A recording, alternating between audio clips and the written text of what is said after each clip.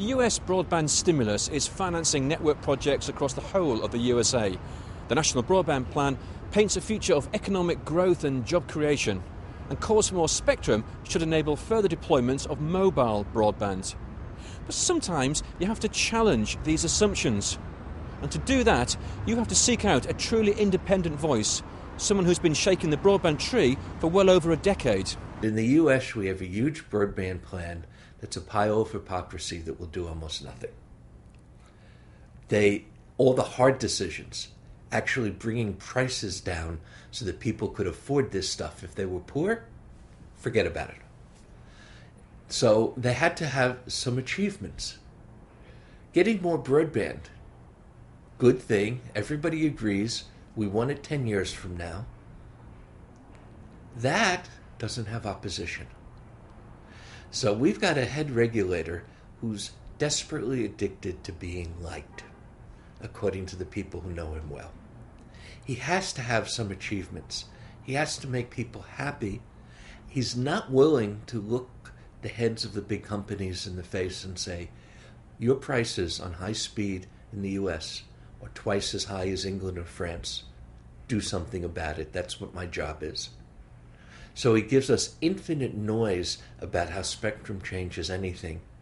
The US broadband is in much better shape than all the people begging for money put there. We have cable to 96% of American homes. Almost all of it, 90% of the US, is going to have 50 meg DOCSIS 3 in the next couple of years. Sure, I'd rather have 200 meg or gigabit fiber, but 50 meg is enough for most of what I want to do. Okay? So, except for that last 10% of the population, we're going to have a nice network. Where's the broadband problem in the US? We got two broadband problems. 10% of the population doesn't have what you'd want to have. You want to reach out to those essentially rural areas. And some people are too poor. Broadband prices have been going up. So we have a government, we elected a president who said that we're going to have affordable broadband for everyone. It's 2 years now. Broadband prices are higher than when he was elected. Nobody had the balls in Washington to make hard decisions forcing the companies to bring prices down. Nobody had the balls in Washington to say that if you want to make money serving a profitable network like New York City, you also have to get to rural upstate New York. Those were the two biggest problems. They couldn't touch them because there was that much corporate power and influence in D.C. They pay $2 million a year to the silver tongues in charge of Verizon and AT&T lobbying.